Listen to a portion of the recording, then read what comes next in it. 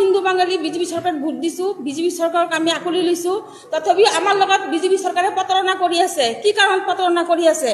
কংগ্ৰেছ চৰকাৰ থাকাতে কংগ্ৰেছ চৰকাৰ থাকাতে আমাৰ বৰাক বেলি ব্ৰহ্মপুত্ৰ বেলিৰ পৰা 3-4জন বিধায়কক মন্ত্ৰিত্ব দিছিল।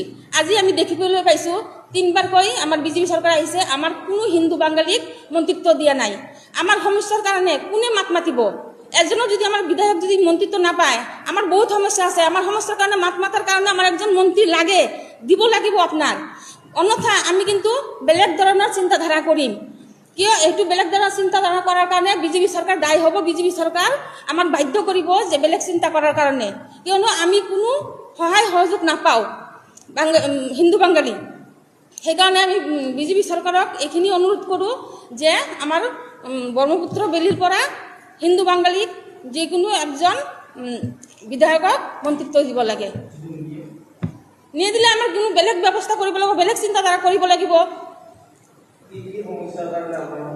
আমাৰ প্ৰথম সমস্যা হৈছে 1 নম্বৰ ডিবুটৰ সমস্যা, 2 নম্বৰ বসুন্ধৰাৰ সমস্যা, 3 নম্বৰ আমাৰ নাগৰিকত্বৰ সমস্যা। এইবিলাক আমাৰ জ্বলন্ত সমস্যা। এইবিলাক সমস্যা আমাৰ সমাধান কৰিব লাগে। কোনো বিধায়ক আমি আজিলৈকে কোনো বিধায়কক দেখা নাই আমাৰ এই সমস্যা লৈ বিধানসভাৰ মজিয়াত কথা উঠাইছে। কোনো বিধায়ক উঠাও নাই। সেইকাৰণে আমাৰ বহুত দুঃখ।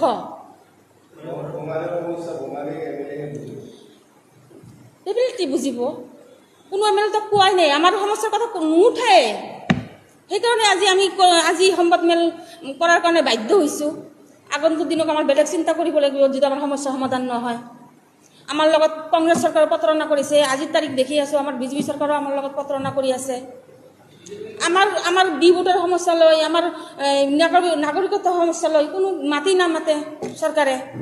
আমিতো চবেই বিজেপিক ভাল পাওঁ, বিজেপিক ভোট দি আহিছোঁ। আমি সকলো বাঙালী আজি ভাৰতত বিজেপি চৰকাৰ বিজেপি সংগঠনটো গঠন কৰিছে আমাৰ হিন্দু বাঙালী শ্যামা প্ৰসাদ মুখাৰ্জী, আৰু অসমতো আমাৰ হিন্দু বাঙালীয়ে এই বিজেপি সংগঠনটো আনিছে। তথাপি আমি কিয় কোনো ধৰণৰ সুবিধা নাপাওঁ? আমাক কিয় পিছুৱাই পেলাই ৰাখি আছে? কি কৈছে?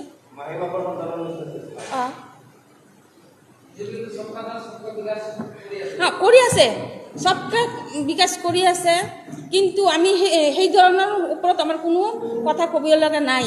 সব মানুহক সুবিধা দি আছে, কিন্তু সেইটো সুবিধা দিলে নহ'ব। আমাৰ যিটো সমস্যা, বাঙালী হিন্দুৰ যিটো সমস্যা, সেই সমস্যাখিনি সমাধান কৰিব লাগিব। আমি সেই সমস্যাৰ কাৰণে আমি কংগ্ৰেছ চৰকাৰক আঁতৰি আমি বিজেপি চৰকাৰক আঁকোৱালি লৈছোঁ। কি কাৰণত আঁকোৱালি লৈছোঁ? আজি বাঙালী হিন্দুৰ কাৰণে আজি অসমত বিজেপি চৰকাৰ গঠন হৈছে, এইটো চবে জানে। আৰু এজন হিন্দু বাঙালী মানে বাংলাদেশী নহয়, সব মুখ্যমন্ত্ৰী ডাঙৰীয়াও জানে যে অসমত এজন হিন্দু বাঙালী বাংলাদেশী নহয়। সব যিমান হিন্দু বাঙালী আছে অসমত 71 চনৰ আগৰ আহা মুখ্যমন্ত্ৰী ডাঙৰীয়া নিজে কৈছে এইটো কথা। বাঙালী এমএলএ যদি মন্ত্ৰিত্ব পায়, আমাৰ হৈ কিবা তাতে বিধানসভাৰ মজিয়াত আমাৰ হৈ কথা ক'ব। কোনো বিধায়ক আমাৰ কাৰণে কথা নকয়। আমি আপোনালোকক দেখিছে, আমিও দেখি আছোঁ। আজি যদি কোনো বিধায়ক যদি আমাৰ কাৰণে মাতলাক হয়, তাহলে আজি আমাৰ সংবাদ মেল পাতলাৰ কোনো দৰকাৰেই নাছিল। অৰূপ কুমাৰ দেৱক যদি মন্ত্ৰিত্ব দিয়ে আমাৰ কোনো আপত্তি নাই। তেওঁ আমাৰ একজন হিন্দু বাঙালী নেতা, তেওঁ আমাৰ কাৰণে যদি মাতে আমি সুখী হ'ম। আমি প্ৰথমতে শিলাদিত্যক বিচাৰোঁ, সেইকাৰণে তেওঁ একজন যোগ্য ব্যক্তি। তেওঁ 2বাৰকৈ এমএলএ হৈছে বিপুল ভোটেৰে জিতি, আৰু তেওঁ একজন পুৰণা বিজেপি কৰ্মী। তেওঁৰ ব্লাডত বিজেপি আছে, তেওঁৰ অন্তৰত বিজেপি আছে। তেওঁ সদায় অসমৰ কাৰণে মাত মাতে, অসমৰ সুৰক্ষিতৰ কাৰণে মাত মাতে। সেইকাৰণে আমি বিজেপি চৰকাৰৰ পৰা অনুৰোধ কৰিছোঁ যে শিলাদিত্য দেৱক প্ৰথম স্থান দিব লাগে, মন্ত্ৰিত্ব দিব লাগে, আৰু 2টা চিট বাকী আছে মন্ত্ৰিত্বৰ। সেইকাৰণে শিলাদিত্য দেৱক আমি দাবী কৰিছোঁ। সময়সীমা বান্ধি দিছোঁ, মানে কি আজিৰ পৰা 20 দিন বা 1 মাহৰ ভিতৰত যদি মন্ত্ৰিত্ব দিয়ে তো ভাল কথা। নহ'লে আমি আগষ্টৰ 20 তাৰিখৰ ভিতৰত আমি এখন 100জনীয়া টিম মানে বুদ্ধিজীৱীসকলৰ লগত বাঙালী যিমান বুদ্ধিজীৱী আছে লৈ আমি গুৱাহাটীত এটা বৈঠক কৰিম। আমি দিছপুৰত আমি এখন বৈঠক কৰিম, তাতে আমাৰ সমস্যা লৈ কিবা আলোচনা কৰিম, যাতে আমাৰ যদি সমস্যা সমাধান নহয় আমাৰ বিকল্প চিন্তা কৰিব লাগিব, উপায় নাই।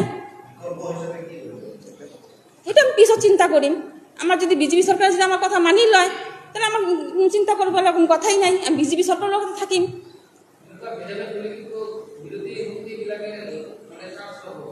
সেইটো বিৰোধীয়ে চান্স পাইব নাপাব এইটো পিছৰ কথা। আমাৰ সমস্যা কোনে সমাধান কৰিব? যোনে সমাধান কৰে আমি তাৰ লগতে আছোঁ, সেইটোৱে কথা।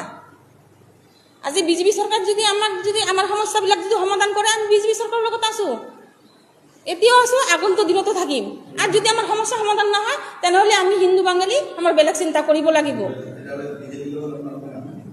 সেইটো পিছৰ কথা। যদি আমাৰ সমস্যা সমাধান হৈ যায় তেনেহ'লে আমি থাকিম, নহ'লে আমাৰ চিন্তা কৰিব লাগিব, সেইটোৱে কথা। নমস্কাৰ, ধন্যবাদ, আপোনালোকে আহিছে, বহুত বহুত ধন্যবাদ।